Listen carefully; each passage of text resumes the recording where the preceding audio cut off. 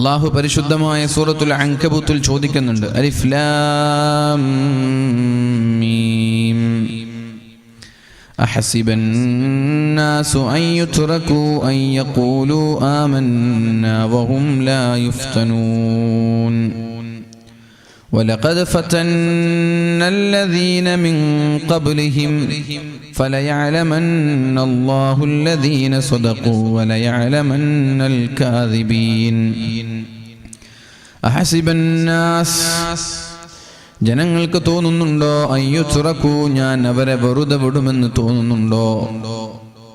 അയ്യഖൂലു ആമന്നാ മുസ്ലിമായാൽ പിന്നെ മുഅ്മിനായാൽ പിന്നെ അവരെ ഞാൻ വെറുതെ വിടുമെന്ന് തോന്നുന്നുണ്ടോ? വഹും ലാ യുഫ്തനൂൻ അവർക്ക് പരീക്ഷണങ്ങൾ ലഭിക്കാതെ, പ്രയാസങ്ങൾ അനുഭവിക്കാതെ, പ്രതിസന്ധിയിലൂടെ ജീവിതം മുന്നോട്ട് നയിക്കാതെ സുഖമായി ജീവിക്കാമെന്ന് സത്യവിശ്വാസികളായ ആളുകൾക്ക് തോന്നുന്നുണ്ടോ എന്നാണ് അല്ലാഹു ചോദിക്കുന്നത്.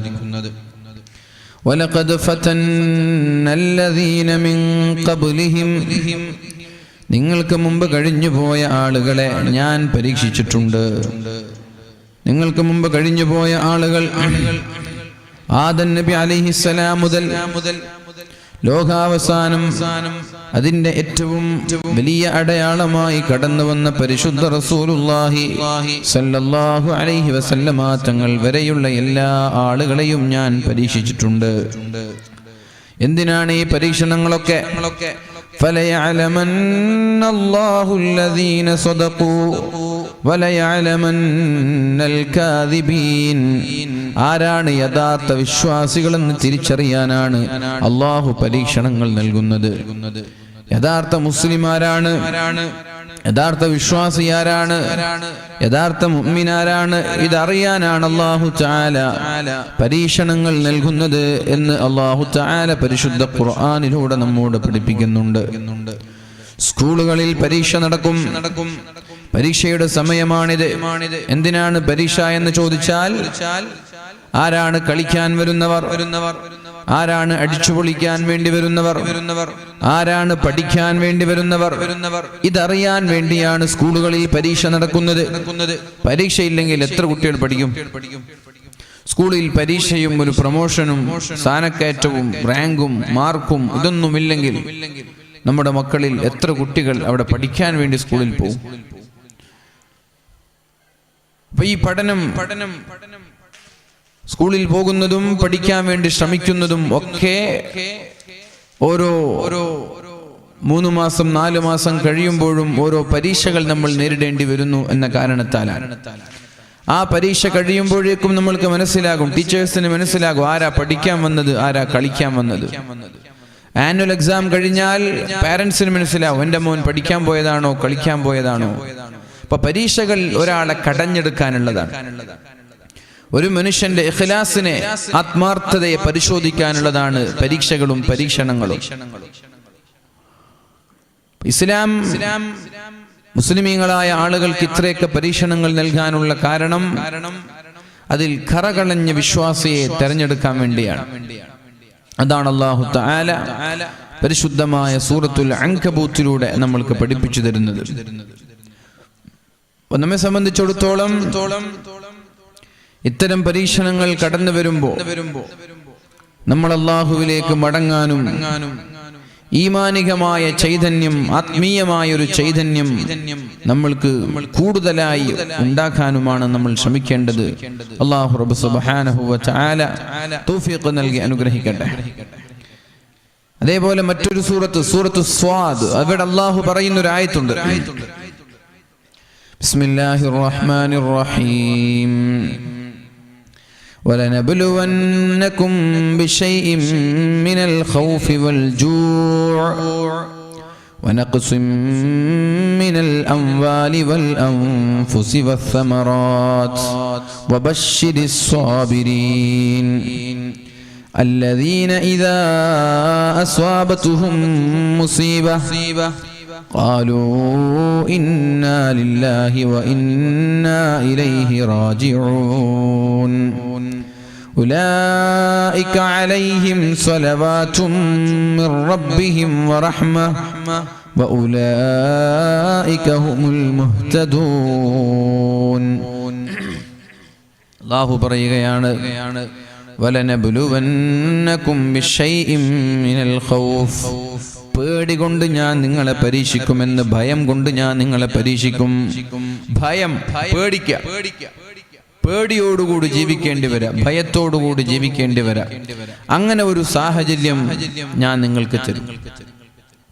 അഥവാ സ്വതന്ത്രമായി നിങ്ങൾ ആഗ്രഹിക്കുന്നത് പോലെ ജീവിക്കാൻ നിങ്ങൾക്ക് സ്വാതന്ത്ര്യമില്ല, നിങ്ങൾ ഇഷ്ടപ്പെടുന്ന ഭക്ഷണം കഴിക്കാനുള്ള സ്വാതന്ത്ര്യമില്ല, നിങ്ങൾ ഇഷ്ടപ്പെടുന്ന മതം സ്വീകരിക്കാനുള്ള സ്വാതന്ത്ര്യമില്ല, നിങ്ങൾ ആഗ്രഹിച്ച സ്ഥലത്തേക്ക് യാത്ര ചെയ്യാനുള്ള സ്വാതന്ത്ര്യമില്ല, നിങ്ങൾ ഇഷ്ടപ്പെടുന്ന വേഷം ധരിക്കാനുള്ള സ്വാതന്ത്ര്യമില്ല. ഇങ്ങനെ നിങ്ങളുടെ അവകാശത്തെ, ഫണ്ടമെന്റൽ റൈറ്റ്സ്, ഒരു മനുഷ്യന്റെ മൗലിക അവകാശത്തെ ചോദ്യം ചെയ്യുന്ന ഒരു കാലം നിങ്ങളിലേക്ക് കടന്നു വരും. അല്ലാഹു പറയാണ്, വലനബ്ലുവന്നകും, തീർച്ചയായും നിങ്ങളെ ഞാൻ പരീക്ഷിക്കുക തന്നെ ചെയ്യും. എങ്ങനെ?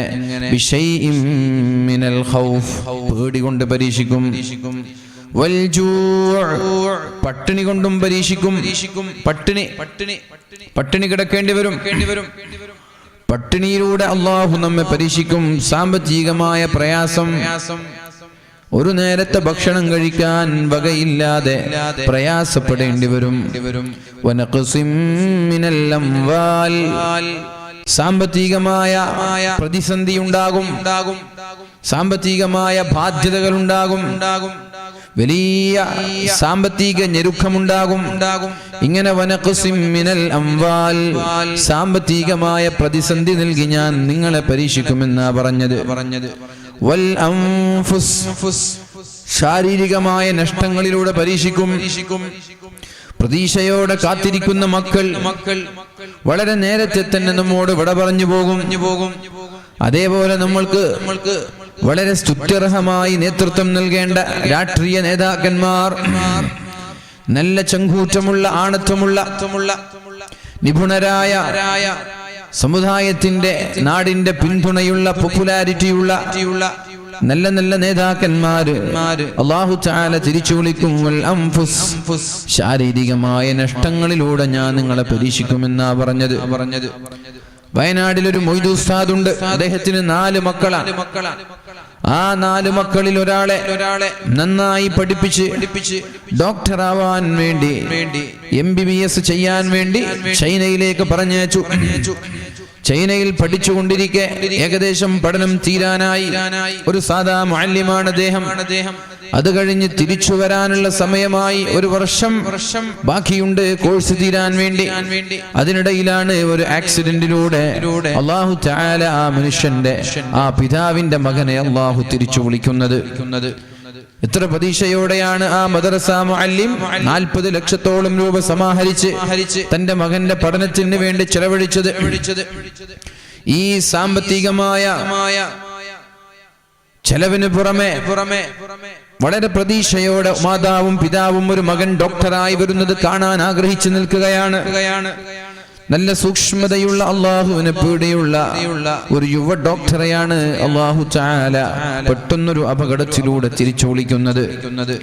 അന്ന് വീട്ടിൽ നിന്ന് ഇറങ്ങിയോടി, മാതാവിന്റെ തറവാട്ടിലേക്ക് ഇറങ്ങിയോടി. അന്ന് കിടന്ന മാതാവ് പിന്നെ ഉറക്കത്തിൽ നിന്ന്, അഥവാ കിടത്തത്തിൽ നിന്ന് എണീക്കാനുള്ള മനക്കരുത്ത് ആ മാതാവിന് ഇതുവരെ ലഭിച്ചിട്ടില്ല. പറഞ്ഞു വരുന്നത് ഇതുപോലെയുള്ള നാശനഷ്ടങ്ങൾ, മക്കളിലൂടെയുള്ള നഷ്ടങ്ങൾ, സാമ്പത്തികമായ പ്രയാസങ്ങൾ, കോടിക്കണക്കിന് സമ്പാദ്യങ്ങൾ നൽകി, ലക്ഷക്കണക്കിന് വരുമാനങ്ങൾ മാസങ്ങളിൽ നൽകി, അവസാനം ഒന്നുമില്ലാതെ സാമ്പത്തികമായ വലിയ പ്രയാസത്തോടുകൂടി ജീവിക്കേണ്ട ഒരവസ്ഥയും നമ്മൾക്ക് വരാം. ആരും വിചാരിക്കരുത് ഇതെല്ലാം ശാശ്വതമാണെന്ന്. ആരോഗ്യം അത് ശാശ്വതമാണെന്നൊരു യുവാവും വിചാരിച്ചു പോവരുത്. അധികാരം അതും ശാശ്വതമാണെന്ന് ആരും വിചാരിക്കണ്ട. സമ്പത്തും അതൊന്നും നമ്മുടെ കൂടെയുണ്ടാകുമെന്നും ആരും വിചാരിക്കണ്ട. മക്കളായാലും നമ്മുടെ മരണം വരെ നമ്മുടെ കൂടെയുണ്ടാകുമെന്ന് ആരും ഉറപ്പിക്കണ്ട. ഏത് സമയത്തും അല്ലാഹു നമ്മുടെ മക്കളെ തിരിച്ചു വിളിച്ചേക്കാം. ഏത് സമയത്തും അല്ലാഹു തആല നമ്മുടെ സമ്പാദ്യങ്ങളെ ഒന്നുമില്ലാതെ ദരിദ്രരാക്കി അല്ലാഹു തിരിച്ചു കൊണ്ടുപോയേക്കാം. നല്ല നല്ല ആരോഗ്യമുള്ള ചെറുപ്പക്കാരുടെ ആരോഗ്യം അല്ലാഹു നശിപ്പിച്ചേക്കാം. അവർക്ക് കിഡ്നി തകരാറ്, ക്യാൻസർ പോലെയുള്ള അസുഖങ്ങൾ, ഡയാലിസിസ് ചെയ്യേണ്ടി വരിക, ക്യാൻസർ വന്നിട്ട് കീമിയോ ചെയ്യേണ്ടി വരിക, അറ്റാക്ക് വരിക, ശരീരം പകുതി ഭാഗം തളർന്നു പോവുക, ആക്സിഡന്റിലൂടെ വലിയ വലിയ അപകടങ്ങൾ സംഭവിക്കുക. ഇതൊക്കെ നമ്മൾ പ്രതീക്ഷിക്കണം എന്നാണ് അല്ലാഹു തആല പരിശുദ്ധ ഖുർആനിലൂടെ നമ്മൾക്ക് പഠിപ്പിച്ചു തരുന്നത്. ദുആ ചെയ്യാൻ അല്ലാഹുവിന്റെ റസൂൽ സല്ലല്ലാഹു അലൈഹി വസല്ലമ തങ്ങൾ പഠിപ്പിച്ചൊരു പ്രാർത്ഥന اللهم إني أعوذ بك من زوال نعمتك. അല്ലാഹുവേ നീ തന്ന നിഅമത്ത് ഞങ്ങളുടെ മരണം വരെ നിലനിർത്തണേ അല്ലാഹ്. اللهم إني أعوذ بك من زوال نعمتك. നീ തന്ന നിഅമത്തുകൾ ഞങ്ങളുടെ മരണം വരെ നിലനിർത്തണേ അല്ലാഹ്. ഈ ദുആ പഠിപ്പിക്കുമ്പോൾ നമ്മൾ മനസ്സിലാക്കണം, നമ്മുടെ നിഅമത്ത് മരണം വരെ നിലനിൽക്കണമെന്നില്ല. ഏത് സമയത്തും അല്ലാഹു നമ്മുടെ നിഅമത്ത് തിരിച്ചു കൊണ്ടുപോയേക്കാം. അത് പോവാതിരിക്കാൻ, അത് നഷ്ടപ്പെടാതിരിക്കാനാണ് ദുആ ചെയ്യാൻ പറഞ്ഞത്. അല്ലാഹുമ്മ ഇന്നി അഊദു ബിക മിൻ സവാലി നിഅമതിക. നീ തന്ന നിഅമത്ത് ഞങ്ങളുടെ മരണം വരെ നിലനിർത്തണേ അല്ലാഹ്. വതഹവ്വുലി ആഫിയതിക. അല്ലാഹുവേ നീ തന്ന ആരോഗ്യം ഏത് സമയത്തും ആരോഗ്യം നഷ്ടപ്പെടാം, ഏത് സമയത്തും രോഗിയായി കിടപ്പിലാവാം. നല്ല നല്ല യുവാക്കൾ, യുവതികൾ, പ്രായം എത്രയാണ്? 25, 30, 35 രോഗികളായി എണീറ്റ് നടക്കാൻ കഴിയാതെ ഒരു കാലത്ത് ഓടിച്ചാടി നടന്നിരുന്നവർ പെട്ടെന്നൊരു അറ്റാക്ക് വരിക, പെട്ടെന്ന് ശരീരഭാഗം തളരുക, മുഖം കൂടുക, കാലുകൾ മരവിക്കുക, കൈകൾ പ്രവർത്തിക്കാതിരിക്കുക. ഇതുപോലെയുള്ള പെട്ടെന്നുള്ള അള്ളാഹുവിന്റെ ആരോഗ്യത്തിലുള്ള അള്ളാഹുവിന്റെ ഇടപെടലാണത്. അങ്ങനെ ആഫിയത്ത് നഷ്ടപ്പെടാതിരിക്കാൻ, ആരോഗ്യം നഷ്ടപ്പെടാതിരിക്കാൻ നമ്മൾ അള്ളാഹുവിനോട് ദുആ ചെയ്യണമെന്ന് പരിശുദ്ധ റസൂലുള്ളാഹി സ്വല്ലല്ലാഹു അലൈഹി വസല്ലം നമ്മോട് പഠിപ്പിച്ചിട്ടുണ്ട്. അല്ലാഹുമ്മ ഇന്നി അഊദു ബിക മിൻ സവാലി നിഅമതിക വതഹവ്വുലി ആഫിയതിക വഫുജാഅതി നിഖ്മതിക. അല്ലാഹുവേ പെട്ടെന്നുള്ള അപകടങ്ങളിൽ നിന്ന് എന്നെ നീ സലാമത്താക്കണേ റബ്ബേ. പെട്ടെന്നുള്ള അപകടമാണ് മക്കള് പെട്ടെന്ന് മരിച്ചു പോവുക, പെട്ടെന്നുള്ള അപകടമാണ് ആക്സിഡന്റുകൾ സംഭവിക്കുന്നത്, പ്രളയങ്ങൾ വരുന്നത്, വീട് തകരുന്നത്, സാമ്പത്തികമായ വലിയ പ്രയാസമുണ്ടാകുന്നത്, ജോലിയിൽ നിന്ന് പിരിച്ചുവിടുന്നത്, ബിസിനസ് തകരുന്നത്, ഇതൊക്കെ പെട്ടെന്നുണ്ടാകുന്ന അപകടങ്ങളാണ്. അല്ലാഹുവേ പെട്ടെന്നുള്ള അപകടങ്ങളിൽ നിന്ന് എന്നെ നീ കാക്കണേ അല്ലാഹ്. അല്ലാഹുവേ നിന്റെ കോപത്തിൽ നിന്നും എന്നെ നീ സലാമത്താക്കണേ അല്ലാഹ്. നിന്റെ കോപത്തിൽ നിന്ന്, നിന്റെ ദേഷ്യത്തിൽ നിന്ന് ഞാൻ ഒരുപാട് തെറ്റു ചെയ്തവനാവാം, ഞാൻ ഒരുപാട് പാപങ്ങൾ ചെയ്തവനാവാം എന്ന് വെച്ച് നീ എന്നെ ശിക്ഷിക്കരുത് റബ്ബേ. എന്നെ എല്ലാവിധ പാപങ്ങളിൽ നിന്നും നീ സലാമത്താക്കണേ എന്ന് അല്ലാഹുവിനോട് ദുആ ചെയ്യാൻ അല്ലാഹു റബ്ബ് സുബ്ഹാനഹു വ തആല നമ്മോട് പഠിപ്പിച്ചിട്ടുണ്ട്. നബി സല്ലല്ലാഹു അലൈഹി വസല്ലമ തങ്ങൾ പഠിപ്പിച്ചിട്ടുണ്ട്. അതുകൊണ്ട് ദുആകൾ നമ്മൾ കാണാതെ പഠിക്കണം. നിരന്തരമായി 5 നേരത്തെ നിസ്കാര ശേഷം ദുആ ചെയ്യണം. അല്ലാഹുമ്മ ഇന്നി അഊദു ബിക മിൻ സവാലി നിഅമതിക. അല്ലാഹുവേ നീ തന്ന നിഅമത്ത് എൻ്റെ മരണം വരെ നിലനിർത്തണേ അല്ലാഹ്. വതഹവ്വുലി ആഫിയതിക. അല്ലാഹുവേ എൻ്റെ ആരോഗ്യം എൻ്റെ മരണം വരെ നീ നിലനിർത്തണേ അല്ലാഹ്. വഫുജാഅതി നിഖ്മതിക. പെട്ടെന്നുള്ള അപകടങ്ങളിൽ നിന്ന് എന്നെ നീ സലാമത്താക്കണേ അല്ലാഹ്. വജമീഇ സഖതിക. അല്ലാഹുവേ നിന്റെ കോപത്തിൽ നിന്ന്, നിന്റെ ദേഷ്യത്തിൽ നിന്ന് നീ എന്നെ സലാമത്താക്കണേ എന്ന് ദുആ ചെയ്യാൻ അല്ലാഹു റബ്ബ് സുബ്ഹാനഹു വ തആല പരിശുദ്ധ ഹബീബിലൂടെ നമ്മൾക്ക് പഠിപ്പിച്ചു തന്നിട്ടുണ്ട്. അതേപോലെ മറ്റൊരു പ്രാർത്ഥനയാണ് അല്ലാഹുമ്മ ലാ തുആഖിദ്നാ ബിസൂഇ അഅമാലിനാ. അല്ലാഹുമ്മ ലാ തുആഖിദ്നാ ബിസൂഇ അഫ്ആലിനാ വലാ തുസല്ലിത് അലൈനാ മൻ ലാ യർഹമുനാ. അല്ലാഹുവേ ഞങ്ങളുടെ ചീത്ത പ്രവർത്തനങ്ങൾ കാരണത്താൽ, അല്ലാഹുവേ ഞങ്ങൾ ചെയ്യുന്ന തെറ്റു കാരണത്താൽ നീ ഞങ്ങളെ ശിക്ഷിക്കല്ലേ റബ്ബേ. ഒരു മനുഷ്യനെ അല്ലാഹു ശിക്ഷിക്കുന്നത് അവൻ ചെയ്ത തെറ്റുകൾ കാരണത്താലാണ്. ഒരു മനുഷ്യനെ അള്ളാഹു ശിക്ഷിക്കുന്നത് അവൻ ചെയ്യുന്ന തെറ്റുകൾ കാരണത്താലാണ്. ഒരു മനുഷ്യൻ തെറ്റു ചെയ്താൽ ആ തെറ്റിന്റെ ശിക്ഷ അവന്റെ വീട്ടിലെത്തുമ്പോഴേക്കും അവന് തിരിച്ചറിയുമെന്നാണ് മഹാന്മാർ പഠിപ്പിച്ചത്. വീട്ടിൽ നിന്ന് പുറത്തുപോയി തെറ്റു ചെയ്താൽ വീട്ടിലെത്തുമ്പോഴേക്കും അയാൾ ചെയ്ത തെറ്റിനുള്ള ശിക്ഷയായി ഒന്നുകിൽ ഭാര്യ അല്ലെങ്കിൽ മക്കളിൽ നിന്ന് അയാൾ അനുഭവിക്കും. വീട്ടിലെത്തിയാൽ എന്തെങ്കിലും പിണക്കമുണ്ടാകും, എന്തെങ്കിലും പ്രയാസമുണ്ടാകും. അത് പുറത്തുപോയി നമ്മൾ ചെയ്ത തെറ്റിന് വീട്ടിലെത്തുമ്പോഴേക്കും അല്ലാഹു നമ്മൾക്ക് ശിക്ഷ തരികയാണ്. അങ്ങനെയുള്ള ശിക്ഷകൾ ദുനിയാവിൽ തന്നെ ശിക്ഷ തന്ന് ആഖിറത്തിൽ ശിക്ഷയില്ലാതെ അല്ലാഹു രക്ഷപ്പെടുത്തിയാൽ നല്ലതാണ്. പക്ഷേ ഇത്തരം ശിക്ഷകളിൽ പിടിച്ചു നിൽക്കാൻ നമ്മൾക്ക് സാധിച്ചില്ലെങ്കിൽ എന്ത് ചെയ്യും?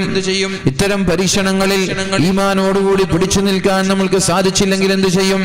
അതുകൊണ്ട് നമ്മൾ അല്ലാഹുവിനോട് ദുആ ചെയ്യുന്നു, അല്ലാഹുമ്മ ലാ തുആഖിദ്നാ ബിസൂഇ അഫ്ആലിനാ, ഞങ്ങൾ ചെയ്യുന്ന തമ്മാടിത്തരങ്ങൾ കാരണത്താൽ നീ ഞങ്ങളെ ശിക്ഷിക്കല്ലേ അല്ലാഹ്. ഞങ്ങൾ ചെയ്യുന്ന തോന്നിവാസങ്ങൾ കാരണത്താൽ നീ ഞങ്ങളെ ശിക്ഷിക്കല്ലേ റബ്ബേ. സമരത്തിന്റെ പേരിൽ ബസ്സിന് കല്ലെറിയുന്നത് തെറ്റാണത്. ഉടനെ തന്നെ അല്ലാഹു ശിക്ഷ നൽകുന്നു. പോലീസുകാർ അറസ്റ്റ് ചെയ്യുന്നു. സമരത്തിന്റെ പേരിൽ റെയിൽവേ സ്റ്റേഷനുകൾ കത്തിക്കുന്നത്, ബസ്സുകൾ കത്തിക്കുന്നത്, അന്യമതസ്ഥന്മാരെ പ്രകോപിപ്പിക്കുന്നത് തെറ്റാണത്. ഒരു മുസ്ലിം സമുദായത്തിലെ ചെറുപ്പക്കാരൻ ചെയ്യാൻ പാടില്ല. പ്രത്യേകിച്ച് ഇങ്ങനെ ഒരു സാഹചര്യത്തിൽ 77% ഹൈന്ദവരായ മുസ്ലിമീങ്ങളല്ലാത്ത നമ്മുടെ സുഹൃത്തുക്കൾ നമ്മെ സപ്പോർട്ട് ചെയ്യുമ്പോ ഇവിടുത്തെ നല്ലവരായ ഹിന്ദുക്കൾ, മതേതര ബോധമുള്ള ഹിന്ദുക്കൾ, സെക്യുലറിസത്തോട് താല്പര്യമുള്ള ഹിന്ദുക്കളൊക്കെ മുസ്ലിമീങ്ങളുടെ കൂടെ നിന്ന് ഈ ഭരണഘടനയുടെ ചോദ്യം ചെയ്യലിനെ ശക്തമായി എതിർക്കുമ്പോ മറ്റുള്ളവരെ പ്രകോപിപ്പിക്കുന്ന രീതിയിലുള്ള സമരമുറകൾ, വെല്ലുവിളികൾ, അതേപോലെ തന്നെയുള്ള തെറിവിളികൾ, ചെറുപ്പക്കാരെ നമ്മൾക്ക് നല്ലതല്ലാതെ, നമ്മൾക്കത് നല്ലതല്ല. അങ്ങനെ തോന്നിവാസം കാട്ടുമ്പോ അപ്പോൾ തന്നെ ഒരു പക്ഷേ ലാത്തി വീശിയേക്കാം, അപ്പോൾ തന്നെ ഒരു പക്ഷേ ഷൂട്ട് ചെയ്തേക്കാം, അറസ്റ്റ് ചെയ്തേക്കാം. ഇതൊക്കെ ഓൺ ദി സ്പോട്ട് അല്ലാഹു തആല ചില തെറ്റുകൾക്ക് ഓൺ ദി സ്പോട്ട് അല്ലാഹു ശിക്ഷ നൽകും. പ്രത്യേകിച്ച് പൊതുമുതൽ നശിപ്പിക്കാൻ പാടില്ല. പൊതുമുതൽ നശിപ്പിക്കാൻ പാടില്ല. പൊതുമുതൽ നശിപ്പിക്കുന്നത് അപകടമാണ്. പൊതുമുതൽ നശിപ്പിക്കുന്ന ഒരു കാലം വരിക. അഴിമതിയിലൂടെ ജനങ്ങൾക്ക് ഉപകരിക്കേണ്ട ജനങ്ങളുടെ സ്വത്തുകൾ ഒരാൾ കൈക്കലാക്കുന്നത്, അഴിമതിയിലൂടെ അതേപോലെ തന്നെ ജനങ്ങളുടെ പൊതുഖജനാവിൽ അവരുടെ ആവശ്യത്തിന് വേണ്ടി ഉപയോഗപ്പെടുത്തേണ്ട സമ്പാദ്യങ്ങളൊക്കെ ജനങ്ങൾ അടിച്ചു മാറ്റുന്നത്, അത് തകർക്കുന്നത്, അന്യായമായി ഉപയോഗിക്കപ്പെടുന്നത്, ജംഗമ സ്വത്തുക്കളെ ജനങ്ങൾ ചൂഷണം ചെയ്ത് വ്യക്തിപരമായി ഓരോ ആളുകളുടെ പോക്കറ്റുകൾ വീർപ്പിക്കാൻ വേണ്ടി ഉപയോഗിക്കുന്നത് എല്ലാം തെറ്റാണത്. പൊതുമുതൽ അത് പൊതുജനങ്ങൾക്കുള്ളതാണ്. അത് നശിപ്പിക്കുന്നവനും തെറ്റുകാരാണ്, അത് അപഹരിക്കുന്നവനും തെറ്റുകാരാണ്, അത് ചൂഷണം ചെയ്യുന്നവനും തെറ്റുകാരാണ്. അങ്ങനെ പൊതുമുതൽ അന്യായമായി ഉപയോഗിക്കുന്ന ഒരു കാലം വന്നാൽ ഭൂകമ്പങ്ങളെ, തീക്കാറ്റുകളെ, അല്ലാഹു തആല ആകാശങ്ങളിൽ നിന്ന് ചരൽക്കല്ലുകൾ നൽകിയുള്ള ശിക്ഷകളെ, ജീവനോടെ ഭൂമിയിലേക്ക് വിഴുങ്ങിക്കളയുന്ന മഹാപ്രതിഭാസങ്ങള്, അതേപോലെ തന്നെ മനുഷ്യന്റെ കോലം തന്നെ മാറ്റിമറിക്കാൻ സാധ്യതയുള്ള വലിയ വലിയ അപകടങ്ങൾ വരാനിരിക്കുന്നുണ്ട് എന്ന് പരിശുദ്ധ റസൂലുള്ളാഹി സ്വല്ലല്ലാഹു അലൈഹി വസല്ലമ തങ്ങൾ നമ്മോട് പഠിപ്പിക്കുന്നുണ്ട്. അപ്പൊ ബിശൈഇൻ മിനൽ ഖൗഫി, പേടി കൊണ്ടും ഭയം കൊണ്ടും അല്ലാഹു നിങ്ങളെ പരീക്ഷിക്കുക തന്നെ ചെയ്യും. വൽ ജൂഇ, പട്ടിണി കിടന്നുകൊണ്ടും അല്ലാഹു നിങ്ങളെ പരീക്ഷിക്കും. വനഖ്സിൻ മിനൽ അംവാൽ, സാമ്പത്തികമായ പ്രതിസന്ധിയിലൂടെ അല്ലാഹു നിങ്ങളെ പരീക്ഷിക്കും. വൽ അൻഫുസി, ശാരീരികമായ നഷ്ടങ്ങളിലൂടെ അല്ലാഹു നിങ്ങളെ പരീക്ഷിക്കും. ഒന്നുകിൽ അത് രോഗങ്ങളായിരിക്കും, അല്ലെങ്കിൽ അത് മരണമായിരിക്കും. വസ്സമറാത്ത്, കൃഷിയിലൂടെ പരീക്ഷണങ്ങളിലൂടെ അല്ലാഹു നിങ്ങളെ പരീക്ഷിക്കും. കൃഷിയിലൂടെ നിങ്ങളുടെ വരുമാന മാർഗങ്ങൾ കുറഞ്ഞു വരും, കൃഷിയിൽ ഫലങ്ങൾ ഉണ്ടാവൂല, വലിയ വലിയ നഷ്ടങ്ങൾ ഉണ്ടാകും. അങ്ങനെയൊക്കെ അല്ലാഹു നിങ്ങളെ പരീക്ഷിക്കുമ്പോൾ ക്ഷമിക്കുന്ന ആളുകൾക്ക് നിങ്ങൾ സന്തോഷ വാർത്ത അറിയിക്കണമെന്നാണ് അല്ലാഹു പറഞ്ഞത്. ഈ സന്ദർഭത്തിൽ ക്ഷമിച്ചു നിൽക്കുന്ന ആളുകൾക്ക് സന്തോഷ വാർത്ത അറിയിക്കണമെന്നാണ് അല്ലാഹു തആല പറയുന്നത്. ആരാണ് ഈ ക്ഷമിക്കുന്നവർ? അല്ലദീന ഇദാ അസ്വാബതുഹും മുസീബ അല്ലദീന ഇദാ അസ്വാബതുഹും മുസീബ എന്തെങ്കിലും ഒരു മുസീബത്ത് കടന്നു വരുമ്പോൾ, എന്തെങ്കിലും ഒരു പരീക്ഷണങ്ങൾ കടന്നു വരുമ്പോൾ ഖാലൂ അവർ പറയുന്നത് ഇന്നാ ലില്ലാഹി വ ഇന്നാ ഇലൈഹി റാജിഊൻ. പ്രയാസങ്ങൾ വന്നാൽ ആദ്യം പറയേണ്ടത് ഇന്നാ ലില്ലാഹി വ ഇന്നാ ഇലൈഹി റാജിഊൻ എന്നാണ്. ഏത് പ്രതിസന്ധി വന്നാലും നമ്മൾ ആദ്യം പറയേണ്ടത് ഇന്നാ ലില്ലാഹി വ ഇന്നാ ഇലൈഹി റാജിഊൻ. ഞങ്ങളൊക്കെ അല്ലാഹുവിലേക്ക് മടങ്ങേണ്ടവരല്ലേ, പിന്നെ എന്തിനാ നമ്മൾക്ക് പേടി? എപ്പോഴായാലും അല്ലാഹുവിലേക്ക് മടങ്ങേണ്ടവരാണ്.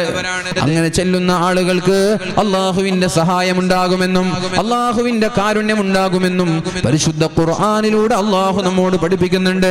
അല്ലാഹു റബ്ബ് സുബ്ഹാനഹു വ തആല ഈമാനികമായ കരുത്തു നൽകി അനുഗ്രഹിക്കട്ടെ. ആനായ അബ്ദുല്ലാഹി ഇബ്നു ഹുദാഫ റളിയല്ലാഹു അൻഹു ഉണ്ട്. അബ്ദുല്ലാഹി ഇബ്നു ഹുദാഫ റളിയല്ലാഹു അൻഹു ആനായ ഉമർ ഇബ്നുൽ ഖത്താബ് റളിയല്ലാഹു അൻഹു റോമിലേക്ക് ഒരു സൈന്യത്തെ പറഞ്ഞേക്കുകയാണ്. റോമിലേക്ക് ഒരു സൈന്യത്തിന്റെ കൂടെ മഹാനായ അബ്ദുല്ലാഹി ഇബ്നു ഹുദാഫ റളിയല്ലാഹു അൻഹുവിനെ പറഞ്ഞേച്ചപ്പോ അദ്ദേഹത്തെയും അദ്ദേഹത്തിന്റെ കൂടെയുള്ള മുസ്ലിമീങ്ങളെയും റോമിലെ രാജാവ് പിടിച്ചു വെക്കുകയാണ്, ബന്ദിയാക്കി പിടിച്ചു വെക്കുകയാണ്. ബന്ദിയാക്കി പിടിച്ചു വെച്ച് അദ്ദേഹത്തോട് പറഞ്ഞു, രണ്ട് ഓപ്ഷനാണ് നിങ്ങളുടെ മുമ്പിലുള്ളത്. രണ്ട് ഓപ്ഷനാണ് നിങ്ങളുടെ മുമ്പിലുള്ളത്. ഒന്നുകിൽ നിങ്ങൾ എന്ത് ചെയ്യണം? ഞങ്ങളുടെ മതത്തിൽ ചേരണം, അല്ലെങ്കിൽ നിങ്ങളെ ഞാൻ വധിക്കാൻ പോവുകയാണ്.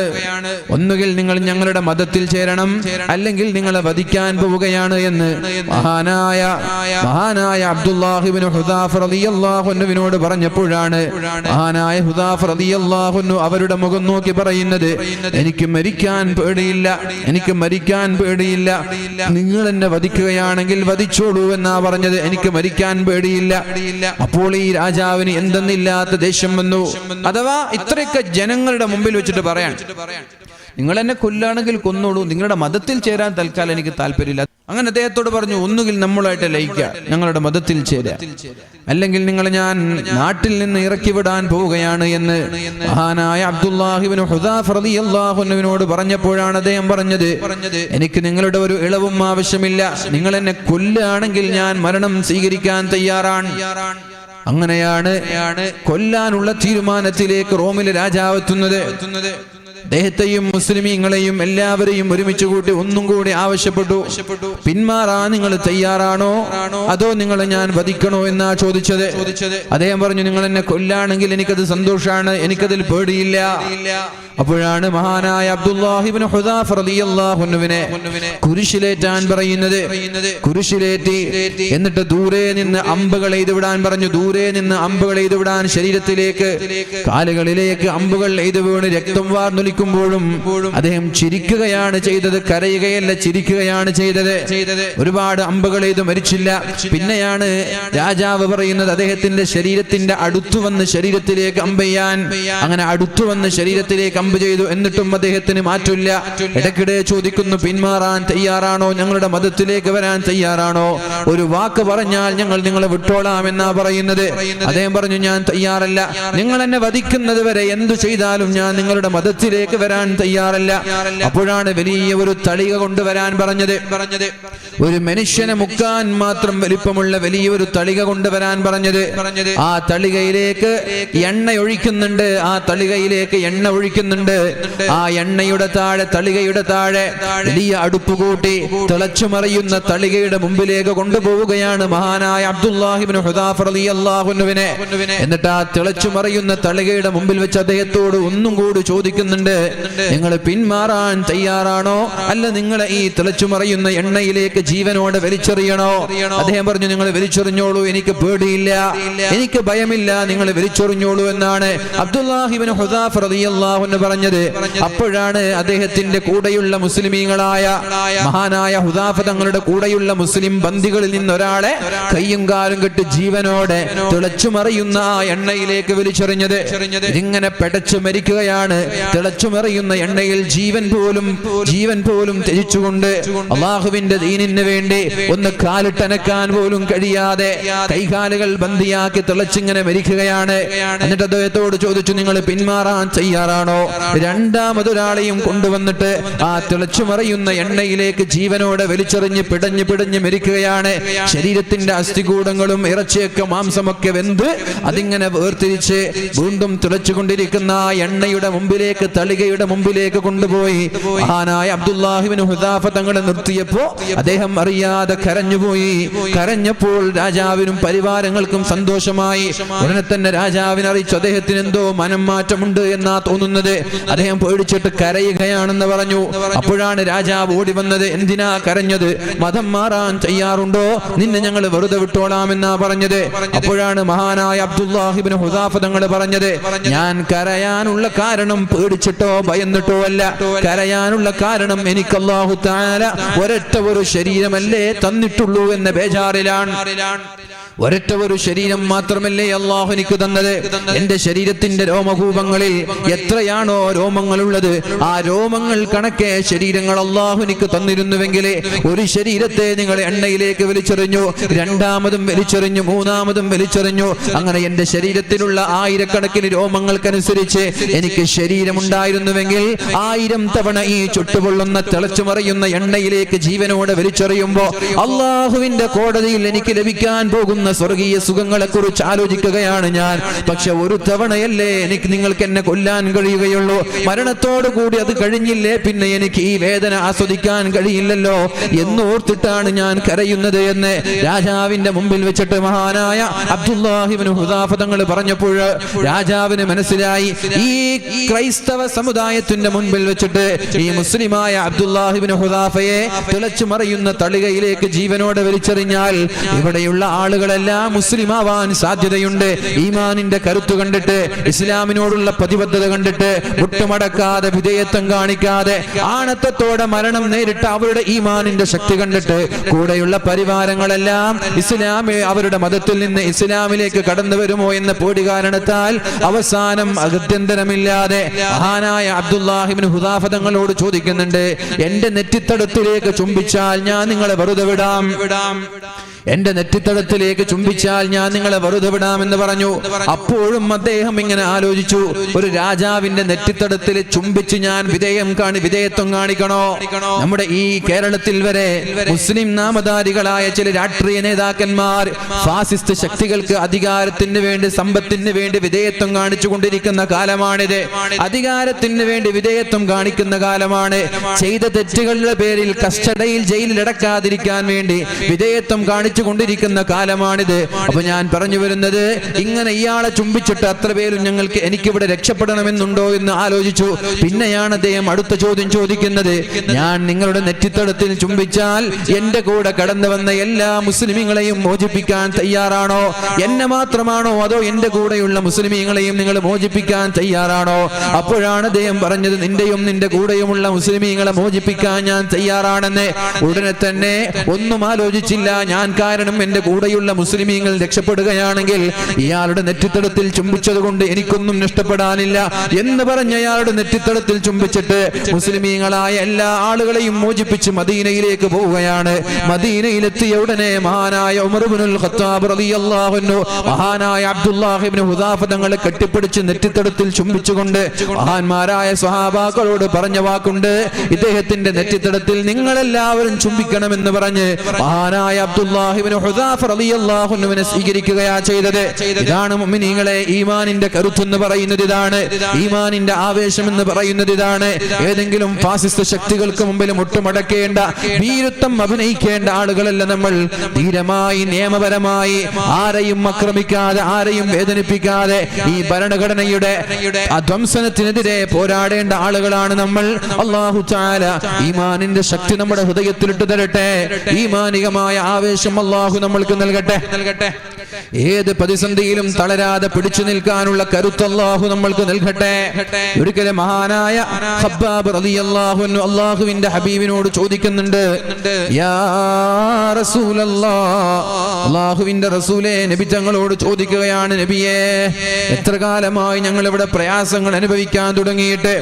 എവിടെയാണ് മഹാനായ ഖബ്ബാബ് റളിയല്ലാഹു അൻഹു ഉള്ളതെന്നറിയോ? ഒരു തട്ടം പുതച്ചുകൊണ്ട് നബി തങ്ങളുടെ സമീപത്തേക്ക് വരികയാണ്. കഅബയുടെ തൊട്ടടുത്താണ് മഹാനായ ഖബ്ബാബ് ഇബ്നുൽ അറത്ത് റളിയല്ലാഹു അൻഹു ഉള്ളത്. എന്നിട്ട് നബി തങ്ങളോട് ചോദിച്ചു, അലാ തസ്തൻസിറു ലനാ, നിങ്ങൾ അല്ലാഹുവിനോട് എനിക്ക് വേണ്ടി ദുആ ചെയ്യൂല നബിയേ? ചോദിക്കാൻ, അല്ലാഹുവിനോട് എനിക്ക് വേണ്ടി ദുആ ചെയ്യൂലേ? മഹാനായ ഖബ്ബാബ് ഇബ്നുൽ അറത്ത് റളിയല്ലാഹു അൻഹു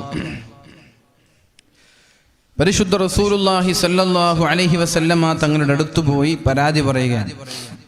എന്താണ് പരാതി? ശകൗനാ ഇലാ റസൂലില്ലാഹ്, നബിയോട് പറഞ്ഞു, നബിയേ, അലാ തസ്തൻസിറു ലനാ, ഞങ്ങൾക്ക് വേണ്ടി താങ്കൾ ദുആ ചെയ്യുന്നില്ല നബിയേ?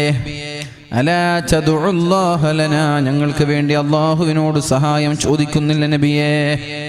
എത്രയാണ് ഈ പ്രയാസം അനുഭവിക്കുന്നത്? ഒന്നിന് പിറകെ ഒന്നായി പ്രയാസങ്ങൾ നേരിടുകയാണ്. ഒന്നിന് പിറകെ ഒന്നായി പ്രയാസങ്ങളൊക്കെ നേരിടുകയാണ്. അള്ളാഹുവിനോട് നിങ്ങൾ ദുആ ചെയ്യുന്നില്ലേ എന്ന് മഹാനായ ഖബ്ബാബ് ഇബ്നുൽ അറത്ത് റളിയല്ലാഹു അൻഹു ചോദിക്കുമ്പോഴാണ് പരിശുദ്ധ റസൂലുള്ളാഹി സ്വല്ലല്ലാഹു അലൈഹി വസല്ലമ തങ്ങൾ മഹാനായ ഖബ്ബാബ് റളിയല്ലാഹു അൻഹുവിനോട് പറഞ്ഞു കൊടുക്കുന്നത്, ഖബ്ബാബേ, നിങ്ങൾക്ക് മുമ്പ് കഴിഞ്ഞു പോയ മുസ്ലിമീങ്ങളുടെ അവസ്ഥ എന്താണെന്ന് നിങ്ങൾക്കറിയുമോ? ഇപ്പൊ നമ്മളിതൊക്കെ കേൾക്കുമ്പോൾ എന്താ നമ്മൾ മാത്രം ഇങ്ങനെ കഷ്ടപ്പെടുന്നത് എന്ന് ആലോചിക്കൂലേ? എവിടെ പോയാലും, അമേരിക്കയിലാണെങ്കിലും ചൈനയിലാണെങ്കിലും പിന്നെ യൂറോപ്യൻ രാജ്യങ്ങളിൽ, ഇന്ത്യയിൽ, നേപ്പാളിൽ, ബർമ്മയിൽ, എവിടെ പോയാലും മുസ്ലിമീങ്ങളെ ആണല്ലോ ടാർഗറ്റ് ചെയ്യുന്നത് എന്നൊരു സംശയം ഉണ്ടാവും. അപ്പൊ അല്ലാഹുവിന്റെ ഹബീബ് പറയാണ്, നിങ്ങൾക്ക് മുമ്പ് കഴിഞ്ഞു പോയ സമുദായം, നിങ്ങൾക്ക് മുമ്പ് കഴിഞ്ഞു പോയ മുസ്ലിമീങ്ങളായ ആളുകൾ ഇതിനെക്കാളും വലുത് നേരിട്ടവരാണ്. എന്താണ് അവർ നേരിട്ടതെന്നറിയോ? അവർക്ക് വേണ്ടി ഒരു കുഴി കുഴിക്കാറുണ്ടായിരുന്നു. മുസ്ലിമായതിന്റെ പേരിൽ കുഴി കുഴിക്കും, ഒരു കുഴി കുഴിക്കും. എന്നിട്ട് ഫയുജഅലു ഫീഹി, മുസ്ലിമായതിന്റെ പേരിൽ ഒരാളെ കൊണ്ടുവന്ന് ആ കുഴിയിൽ കിടത്തുകയാണ്, കുഴിയിലേക്ക് ഇടുകയാണ്. പകുതിയാണ് കുഴി കുഴിക്കുന്നത്, പകുതി ഒരാളുടെ ഊരവരെയാണ് കുഴി കുഴിക്കുന്നത്. എന്നിട്ട് അയാളെ കുഴിയിലിടും. എന്നിട്ടോ ഫയുജാഉ ബിൽ മിൻഷാർ, നല്ല ഒരു ഈർച്ചവാള് കൊണ്ടുവന്നിട്ട് ഫയൂളഉ അലാ റഅസിഹി, അയാളുടെ തലയുടെ മധ്യത്തിലേക്ക് ഈർച്ചവാൾ വെക്കാറുണ്ട്. ഫയുശഖു ബിസ്നതൈൻ, അങ്ങനെ രണ്ടാളുകൾ കൂടി രണ്ടു ഭാഗത്ത് മരം ഈരുന്നത് പോലെ തലയിൽ നിന്നിങ്ങനെ മധ്യത്തിലായി ഈർന്ന് രണ്ട് കഷ്ണമായി രണ്ട് ഭാഗത്തേക്ക്, രണ്ട് ശരീരത്തിന്റെ രണ്ട് ഭാഗം രണ്ട് ഭാഗത്തേക്ക് ഇങ്ങനെ മറിഞ്ഞു വീഴുമ്പോ ഇങ്ങനെയൊക്കെ പ്രയാസങ്ങൾ നേരിട്ടിട്ട് അവർ ഇസ്ലാമിൽ നിന്ന് പിന്മാറാൻ തയ്യാറായിട്ടില്ല. ഖബ്ബാബേ, ആലോചിച്ചു നോക്ക്, നമ്മൾ ഒരു കുഴി ഇങ്ങനെ കുഴിക്കുക, എന്നിട്ട് പകുതി വരെ കുഴിയിൽ നിർത്തി മണ്ണിട്ട് മൂടുക, എന്നിട്ട് നമ്മുടെ തലയിൽ ഈർച്ചവാള് കൊണ്ടുവന്ന് ഒരാളപ്പുറത്ത് നിന്ന് ഒരാൾ ഇപ്പുറത്ത് നിന്ന് ഇങ്ങനെ ഈരുക. എന്നിട്ട് അവരോട് ചോദിക്കുക, ഇസ്ലാമിൽ നിന്ന് പിന്മാറാൻ തയ്യാറുണ്ടോ? ഇല്ല, ഞങ്ങൾ തയ്യാറല്ല. തലച്ചോറ് വരെ എത്തി, തയ്യാറാണോ? അല്ല. മൂക്ക് വരെ എത്തി, തയ്യാറാണോ? അല്ല. പിന്നെ ശരീരം ഇങ്ങനെ രണ്ട് കഷ്ണമായി മധ്യത്തിൽ നിന്ന് ഒരു ഭാഗം മറ്റേ സൈഡിലേക്ക്, മറ്റൊരു ഭാഗം ഈ സൈഡിലേക്ക് വീഴുന്നത് വരെ അവർ ഞങ്ങൾ പിന്മാറൂല എന്ന് പറഞ്ഞ് ഈമാനിന്റെ കരുത്തു കാട്ടിയവരാണ് നമ്മൾക്ക് മുമ്പ് കഴിഞ്ഞു പോയവരെന്ന് പരിശുദ്ധ റസൂലുള്ളാഹി സ്വല്ലല്ലാഹു അലൈഹി വസല്ലം. ഇങ്ങനെയൊക്കെ നമ്മൾ നേരിടേണ്ടി വന്നിട്ടുണ്ടോ? ഇല്ല. പിന്നെ നബി തങ്ങൾ പറഞ്ഞു, വയുംശതു ബിഅംശാത്തിൽ ഹദീദ്, നല്ല മൂർച്ചയുള്ള ചീർപ്പുകൾ കൊണ്ടുവരും, തല വാരുന്നത് പോലെയുള്ള ചീർപ്പുകൾ. പക്ഷേ അത് പ്ലാസ്റ്റിക് അല്ല, ഇരുമ്പിനാലുള്ള നല്ല മൂർച്ചയുള്ള ചീർപ്പുകൾ കൊണ്ടുവരികയാണ്. എന്നിട്ടൊരു മനുഷ്യനെ നിർത്തിയിട്ട് ആ മനുഷ്യന്റെ ശരീരത്തിലേക്ക് ചീർപ്പുകൾ ഇങ്ങനെ ആഴത്തിൽ ഇറക്കി വിട്ടിട്ട് മാംസങ്ങൾ ഇങ്ങനെ വാർന്നെടുക്കാറുണ്ട്. അള്ളാഹുവിന്റെ ഹബീബ് പറയാണ്, ഇരുമ്പിന്റെ ചീർപ്പുകൾ കൊണ്ടുവന്നിട്ട് അവന്റെ അസ്ഥികൂടം മാത്രം ബാക്കിയുള്ളതെല്ലാം ചീർപ്പ് കൊണ്ടിങ്ങനെ വാർന്നെടുത്തിട്ട് താഴേക്ക് ഇടാറുണ്ടായിരുന്നു. നമ്മളെ കശാപ്പുകാർ എല്ലിൽ നിന്ന് മാംസം ചെത്തി എടുക്കുന്നത് പോലെ ഒരു മനുഷ്യനെ ജീവനോടെ നിർത്തിയിട്ട് മൂർച്ചയുള്ള ചീർപ്പ് കൊണ്ടുവന്നിട്ട് മാംസം മുഴുവനും പറിച്ചെടുത്ത് അവസാനം ഒരു സ്കെൽട്ടൻ ബോഡിയായി എല്ലും അസ്ഥികൂടം മാത്രമായി മാറും. അപ്പോഴും അയാളോട് ഇടയ്ക്കിടെ ചോദിക്കും, പിന്മാറാൻ തയ്യാറുണ്ടോ, ഇസ്ലാമിൽ നിന്ന് പിന്മാറാൻ തയ്യാറുണ്ടോ എന്ന് ചോദിക്കും. അപ്പോഴും അവര് പറയുന്നത് ഞങ്ങൾ ഇസ്ലാമിൽ നിന്ന് പിന്മാറാൻ തയ്യാറില്ല എന്നാണ്. അതുകൊണ്ട് മഹാനായ ഖബ്ബാബ് തങ്ങളോട് അള്ളാഹുവിന്റെ ഹബീബ് പറയാണ്, ഖബ്ബാബേ, വെറുതെ അങ്ങ് സ്വർഗത്തിലെത്താൻ കഴിയുമെന്ന് നിനക്ക് തോന്നുന്നുണ്ടോ? അം ഹസിബ്തും അൻ തദ്ഖുലുൽ ജന്ന, സ്വർഗത്തിലേക്ക് വെറുതെ അങ്ങ് പ്രവേശിക്കാൻ കഴിയുമെന്ന് തോന്നുന്നുണ്ടോ ഖബ്ബാബേ? വലമ്മാ യഅതികും മസലുൽ ലദീന ഖലൗ മിൻ ഖബ്ലികും, നിങ്ങൾക്ക് മുമ്പ് കഴിഞ്ഞുപോയ ആളുകൾ അനുഭവിച്ചതുപോലെയുള്ള പ്രയാസങ്ങൾ അനുഭവിക്കാതെ വെറുതെ എളുപ്പത്തിൽ സ്വർഗത്തിലെത്താൻ പറ്റുമോ ഖബ്ബാബേ? മസ്സതുഹുമുൽ ബഅസാഉ വല്ലറാ, നിങ്ങൾക്ക് മുമ്പ് കഴിഞ്ഞുപോയ ആളുകൾ ഒരുപാട് പ്രയാസങ്ങളും പരീക്ഷണങ്ങളും വെല്ലുവിളികളും നേരിട്ടവരാണ്. എന്തിനേറെ വസുൽസിലു, അവരുടെ കാലുകൾ വിറച്ചു പോയിട്ടുണ്ട്, പ്രകമ്പനം കൊണ്ടിട്ടുണ്ട്. ആരൊക്കെ? ഹത്താ യഖൂലർ റസൂലു വല്ലദീന ആമനൂ മഅഹ്, എന്നിട്ട് അവിടെയുള്ള സത്യവിശ്വാസികളായ ആളുകളും അവരുടെ പ്രവാചകന്മാരും അല്ലാഹുവിനോട് ദുആ ചെയ്യാൻ തുടങ്ങി. മത്താ നസ്റുല്ലാഹ്, അല്ലാഹുവേ എപ്പോഴാണ് റബ്ബേ ഒന്ന് നിന്റെ സഹായം കിട്ടുക? അനുയായികളല്ല ദുആ ചെയ്തത്, അവിടുത്തെ പ്രവാചകന്മാരാ ദുആ ചെയ്തത്. സഹിക്കാൻ കഴിയാതെ, പിടിച്ചു നിൽക്കാൻ കഴിയാതെ കാലുകൾ പോലും വിറച്ചുപോയ, കാലുകൾ പോലും പ്രകമ്പനം കൊണ്ടുപോയ മഹാന്മാരായ പ്രവാചകന്മാർ അല്ലാഹുവിനോട് ചോദിച്ചൊരു ചോദ്യമുണ്ട്, മത്താ നസ്റുല്ലാഹ്, അല്ലാഹുവേ എപ്പോഴാണ് റബ്ബേ നിന്റെ സഹായം ഞങ്ങൾക്ക് കിട്ടുന്നത്? എത്ര കാലമായി ഈ പ്രയാസങ്ങൾ നേരിടാൻ തുടങ്ങിയിട്ട്, എപ്പോഴാണ് റബ്ബേ നിന്റെ സഹായം ഞങ്ങൾക്ക് ലഭിക്കുന്നത് എന്ന് അല്ലാഹുവിനോട് മഹാന്മാരായ പ്രവാചകന്മാർ പോലും ദുആ ചെയ്തു. അപ്പോൾ അല്ലാഹു അവരോട് പറഞ്ഞത്, അലാ ഇന്ന നസ്റുല്ലാഹി ഖരീബ്, പേടിക്കേണ്ട, നിങ്ങൾ അല്ലാഹുവിന്റെ സഹായം താമസിയാതെ നിങ്ങൾക്ക് ലഭിക്കുമെന്ന് അല്ലാഹു പരിശുദ്ധ ഖുർആനിലൂടെ നമ്മോട് പഠിപ്പിക്കുകയാണ്. ബേജാറ് വേണ്ട, ടെൻഷൻ വേണ്ട, അല്ലാഹുവിന്റെ സഹായം താമസിയാതെ നിങ്ങൾക്ക് ലഭിക്കുമെന്ന് പരിശുദ്ധ ഖുർആൻ നമ്മോട് പഠിപ്പിക്കുന്നുണ്ട്. നിങ്ങൾക്കറിയുമോ ഖബ്ബാബ് റളിയല്ലാഹു അൻഹു ആരാണെന്ന്? ബക്കറ്റ് വരുന്നുണ്ട്, എല്ലാവരും നല്ല രീതിയിൽ സഹകരിക്കുക, ആത്മാർത്ഥമായിട്ട് വളരെ ഭംഗിയായിട്ട് സഹകരിക്കുക. ഖബ്ബാബ് ആരാണെന്ന് പഠിക്കണം. ഈ ഖബ്ബാബ്, നബി തങ്ങൾ ഖബ്ബാബിനോടാണ് ഈ കഥ പറഞ്ഞു കൊടുക്കുന്നത്. സത്യത്തിൽ ഈ ഖബ്ബാബ് ആരാണ്? മഹാനായ ഖബ്ബാബ് റളിയല്ലാഹു അൻഹുവിനോടാണ് ചോദിക്കുന്നത്. വളരെ എളുപ്പത്തിൽ സ്വർഗത്തിലെത്താൻ പറ്റുമെന്ന് തോന്നുന്നുണ്ടോ ഖബ്ബാബേ? ഖബ്ബാബ് റളിയല്ലാഹു അൻഹു മുസ്ലിം ആയതിന്റെ പേരിൽ ഒരു അടുപ്പുണ്ടാക്കി, നല്ല നീളത്തിലൊരു അടുപ്പുണ്ടാക്കി, വിറകുകൾ വെച്ച് അടുപ്പിങ്ങനെ കത്തിച്ചു. എന്നിട്ട് ഖബ്ബാബ് തങ്ങളുടെ കുപ്പായം അഴിച്ചു മാറ്റി. എന്നിട്ട് ഖബ്ബാബ് തങ്ങളുടെ ജീവനോടെ അടുപ്പിൽ മലർത്തിക്കിടത്തി അടുപ്പത്ത് തീ കത്തിച്ച് മഹാനായ ഖബ്ബാബ് തങ്ങളെ ജീവനോടെ മലർത്തിക്കിടത്തി. എന്നിട്ട് ഖബ്ബാബ് തങ്ങൾ പറയാണ്, എന്റെ മാംസത്തിന്റെ തണുപ്പാണ് അവിടുത്തെ തീനെ കെടുത്തിയത്. ഖബ്ബാബ് തങ്ങളുടെ പുറം ഭാഗം മുഴുവനും വെള്ളപ്പാണ്ട് ബാധിച്ചതുപോലെ വെള്ള കളർ കാണാം. തോലുരുകിപ്പോയതാണ്, ചർമ്മം ഉരുകിപ്പോയതാണ്, തൊലി ഉരുകിപ്പോയതാണ്. എന്തിന്റെ പേരിൽ? ലാ ഇലാഹ ഇല്ലല്ലാഹ് മുഹമ്മദുർ റസൂലുള്ളാഹ് എന്ന് പറഞ്ഞതിന്റെ പേരിൽ മഹാനായ ഖബ്ബാബ് റളിയല്ലാഹു അൻഹുവിനെ ജീവനോടെ തീയിലേക്ക് വലിച്ചെറിഞ്ഞിട്ടുണ്ട്. എന്നിട്ട് നെഞ്ചത്തേക്ക് ഒരു ചവിട്ടും കൊടുത്തിട്ടുണ്ട്. എന്നിട്ട് പോലും മഹാനായ ഖബ്ബാബ് റളിയല്ലാഹു അൻഹു ഈ പരിശുദ്ധമായ ഇസ്ലാമിൽ നിന്ന് പിന്മാറാൻ തയ്യാറായില്ല. അള്ളാഹുവിന്റെ ഹബീബ് ഈ ഖബ്ബാബിനോടാണ് പറയുന്നത്, ഖബ്ബാബേ, വളരെ എളുപ്പത്തിൽ സ്വർഗത്തിലെത്താൻ പറ്റുമെന്ന് തോന്നുന്നുണ്ടോ ഖബ്ബാബ്? നിങ്ങൾക്ക് മുമ്പ് കഴിഞ്ഞു പോയ ആളുകൾ ഇതിനേക്കാളും വലിയ പ്രയാസങ്ങൾ നേരിട്ടവരാണല്ലോ ഖബ്ബാബേ. അതുകൊണ്ട് അവരൊക്കെ അനുഭവിച്ച പ്രയാസങ്ങൾ സഹിക്കാതെ വളരെ എളുപ്പത്തിൽ സ്വർഗം കിട്ടൂല. സ്വർഗത്തിന് വേണ്ടി കഠിനാധ്വാനവും വെല്ലുവിളിയും ഒരുപാട് നേരിടേണ്ടി വരുമെന്ന് പരിശുദ്ധ റസൂലുള്ളാഹി സ്വല്ലല്ലാഹു അലൈഹി വസല്ലം ഇപ്പൊ മുഅ്മിനീങ്ങളെ പറയാനുള്ളത് എല്ലാ പ്രശ്നങ്ങളുടെയും പരിഹാരം ദിക്റുകളാണ്, ദുആകളാണ്, പ്രാർത്ഥനകളാണ്. അല്ലാഹുവിന്റെ ഹബീബായ നബിച്ചങ്ങൾ നമ്മൾക്ക് പഠിപ്പിച്ചു തന്ന ഏത് പ്രതിസന്ധി ഘട്ടമായാലും നമ്മൾക്ക് ചെല്ലാൻ പഠിപ്പിച്ചു തന്നൊരു ദിക്റാണ് ഹസ്ബുനല്ലാഹു വ നിഅമൽ വകീൽ. ഹസ്ബുനല്ലാഹു വ നിഅമൽ വകീൽ.